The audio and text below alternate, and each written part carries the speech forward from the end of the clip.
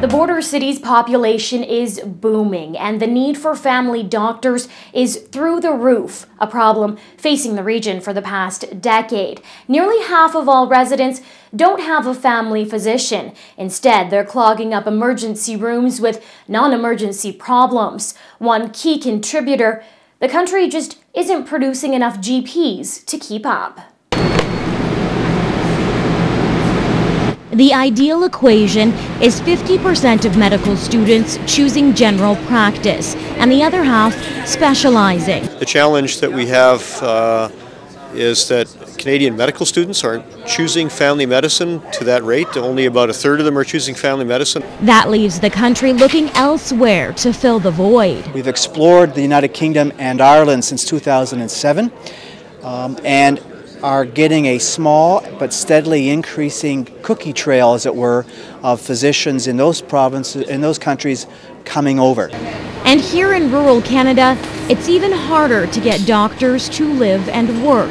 Generally, those who live and work in rural communities or grew up in them, if they go off for university training, they're more likely to pick a specialty that you can practice in a rural area, and they're more likely to go back to a rural community. I would argue that what we need to look at more is using other kinds of professionals to work with physicians, whether they're nurse practitioners, advanced practice nurses, physician assistants, midwives, whatever it might be. While the ever-exhausting search for doctors pushes on, identifying just how many people use Lloydminster services in order to assess that need remains an uphill battle. There's 1,000 babies a year born in the Lloydminster Hospital.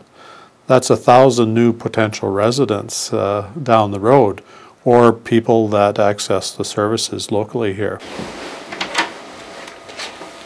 Rob Saunders sits on the Lloydminster and District Health Advisory Council. Its main concern is providing feedback to Prairie North on the health needs of the community and the region. And while Saunders won't comment on the unsatisfied patients we spoke to, he does say healthcare as a whole can greatly improve just by knowing the numbers. Once we identify the true data and the true population of the service area, we'll be able to identify the key needs that need to be funded. I challenge anybody to say we serve less than 100,000 people. When NewCap contacted Prairie North to obtain patient numbers accessing the Lloydminster Hospital, the latest stats available date back to 2009-2010. Though over 2 years old, those charts show close to 58% of patients who use the Lloydminster Hospital reside in the border city. Another 25% come from other parts of Saskatchewan and 17% from outlying areas in Alberta. But on a broader scope, plans are in the works to try and identify our true service population. Prairie North is pushing forward to find those numbers by using an Alberta Health tool to collect demographic data. It's called the Rural Community Resourcing Tool. So we get a very clear picture of what are the numbers we're serving, where are they coming from, what types of services are they accessing out of Lloydminster. The collection process started over a year ago. The next step is community consultations to analyze the data and get input from selected residents. Those consultations are underway next week, and the health region hopes to report its findings early next year. Glenys Coleman is a unique piece to the Lloydminster healthcare puzzle.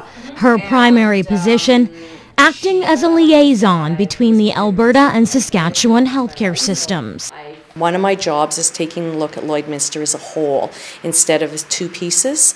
And that's a lot harder than you might think. Coming up after the break, the trials and tribulations of being Canada's only border city, the huge role it plays on healthcare here at home, and how for one man, all that red tape nearly cost him his life.